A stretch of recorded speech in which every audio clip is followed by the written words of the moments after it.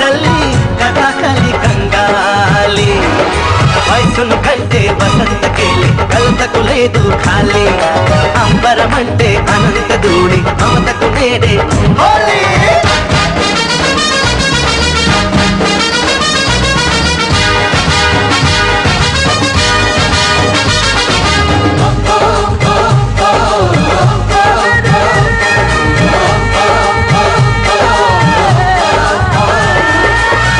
కామని బుగ్గలు ఎరుపు కారుడు పురులే నలుపు బంగరు మనసే తెలుపు అందమే కలగలుపు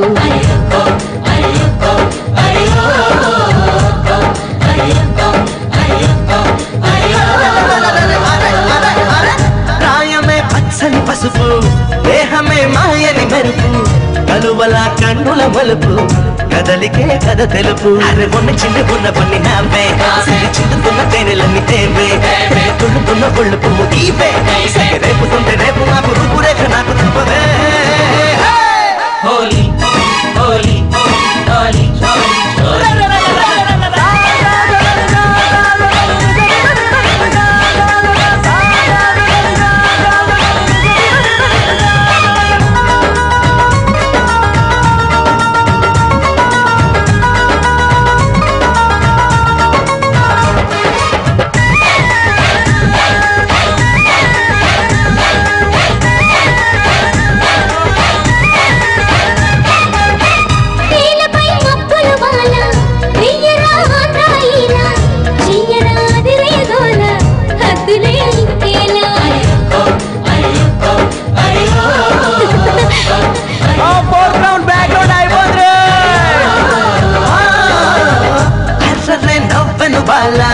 నవ్వులో రవ్వలు రాలా ఏరని వాటిని చాలా ఏరుని తారాలా అరే హంసలాగా మళ్ళీ రేగు నడక హింస పెట్టి సాగమల్లి అనక మగ జన్మ ఏల కాళ్ళ కాడ పడక చూరమల్ల కుర్రదాన్ని జంట కూడి ఆడి పాడిక హోలీ హోలీ హోలీ హోలీ జాలీ జాలీ జాలీ జాలీ ఈ రంగుల గాలి భలే భలే రంగేలి ఎన్నో హంగులు జల్లి కథకలి కంగాలి వయసును కంటే వసంత కేలి కలతకు లేదు ఖాళీ అంబరమంటే అనంత ధూళి మమతకు నేడే హోలీ హోలీ హోలీ జాలీ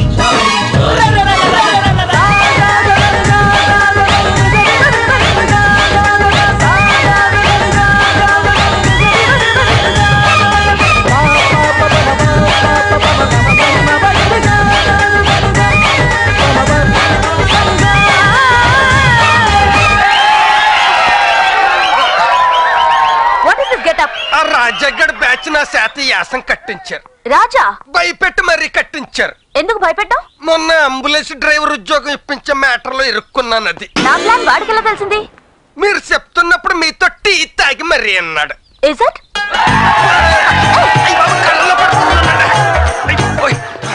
మొత్తానికి మన రంగు ఆడికి తెలిసిపోయింది. ఆ రంగుల్లో మీరు కలిసిపోయారు.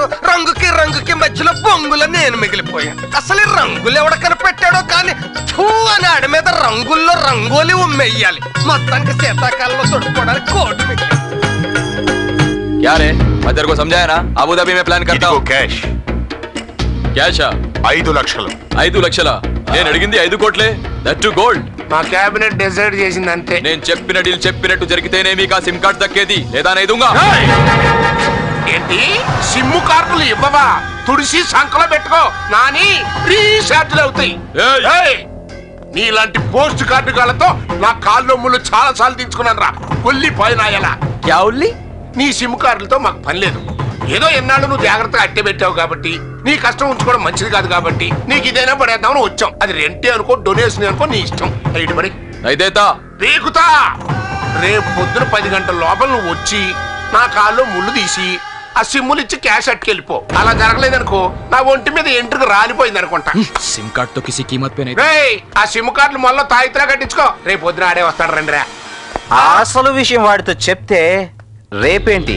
ఈ రోజే కుక్కలా ఇక్కడికి వస్తాడు నేను వెళ్ళి చెప్తా ఏం చెప్పేది అసలు నువ్వు ఇక్కడికి ఎందుకు వచ్చారా రేపు ఆ మండల శేషుని మన ఇన్ఫ్లుయెన్స్ తో బెయిల్ మీద బయటకు తీసుకొస్తున్న విషయం వాడితో చెప్తే 5 కోట్లకి కాదు 2కి వస్తాడు. ఇంకా మాట్లాడితే 1కి వస్తాడు. ఫ్రీగా వస్తాడు. నేను వెళ్ళి చెప్తా. వెళ్ళి చెప్పు, ఆ రివర్స్ లో వేస్తాడు. కనీసం ఆ గదిలో ఉన్న స్వీట్ వాయిస్ తోనే చెప్పొస్తా. దాన్ని గోకటానికే నువ్వు ఇక్కడికి వచ్చావు నాకు తెలుసు. పదరా. ఆ బెయిల్ రేయ్, ఇది ఆడు విన్నాడంటే మన బతుకులు చేపల చెరువులు అయిపోతాయి. నేను తీసుకెళ్ళండి. రత్నప్రభ, మీరు ఆ శేషుగాడిని పట్టుకుంటారని లేదా రిజైన్ చేస్తానని మీడియా ముందు కమిట్ అయ్యారు. మీరు రిజైన్ చేస్తానని చెప్పిన డేట్ 2 రోజులు ఉంది. So what next? Okay sir, ముందు మాసరే బ్యాచ్ ని అరెస్ట్ చేసి ఇంట్రోగేట్ చేయాలి. పర్మిషన్ ఇవ్వండి. వీళ్ళ ఇన్వాల్వ్మెంట్ కి సాక్ష్యం ఏంటి?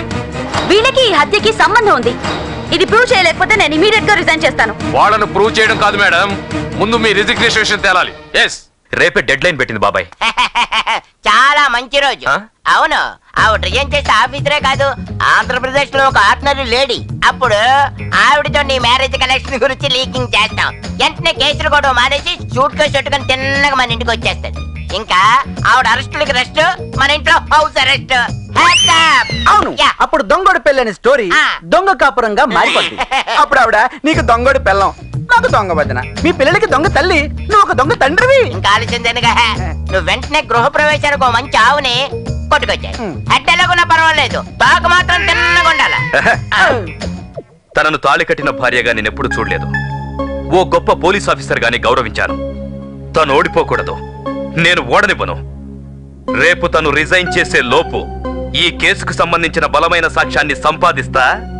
అదా శేషిగాడి చేతే కక్కిస్తా. బెయిల్ బెయిల్ మనకు బెయిల్ ఓకే అవుతుంది. ఇంకా మర్యాదగా చూసుకోండి, లేకపోతే మనం బయటికి వెళ్ళాక మీరు ట్రాన్స్ఫరింగ్. పోలీసు వాళ్ళ దిష్టి తగిలే ఇక్కడ మొక్కబడట్లేదు. మీరు కిందికెళ్ళి కాపలాగాయండి, పిలుస్తాం. అలాగే సార్. పదండి బాబు, బయటకు వచ్చిన తర్వాత ఏం చేస్తాడేంటో. పదండి. సర్దేలామా, ఎలా ఎలా. ఇక్కడ ఒక్క నర్సు బాగాదు, ఆసుపత్రి అంటే కొంచెం కలర్ఫుల్ గా ఉండాలి, లేకపోతే ఆడొస్తాడు. మిగిలిపోయింది, అర్థం కావట్లేదు. సల్లడి కానీ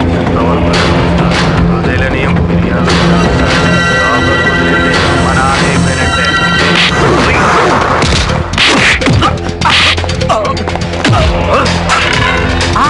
బాబాయ్ బయట అదిరిపోయింది, షూట్ చేసానా? మనం తీయాల్సిందే అని చెప్పే సాక్ష్యం బయట కాదు.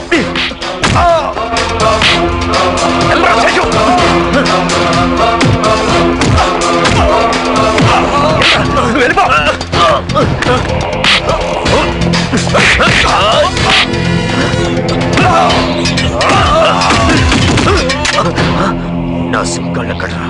ఇవ్వరా?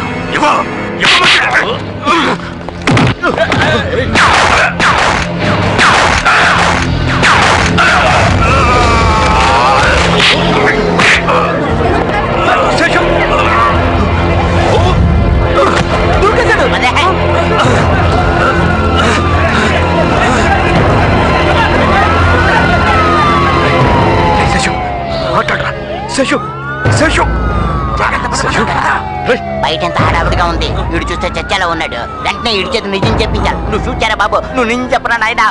చెప్పరా, నువ్వు చేసిన హత్య వెనకాల ఎవరున్నారో చెప్పరా శశు, చెప్పు చెప్పరా. రియల్ ఎస్టేట్ గొడవల్లో కేసీ చౌదరిని చంపడానికి మాసరయ్య నాకు డబ్బిచ్చాడు. నేనే చంపాను. మాసరయ్య చాలా మందిని నాతో చంపించాడు. నా సిమ్ కార్డ్స్ లో వాళ్ళ పేరు. శశు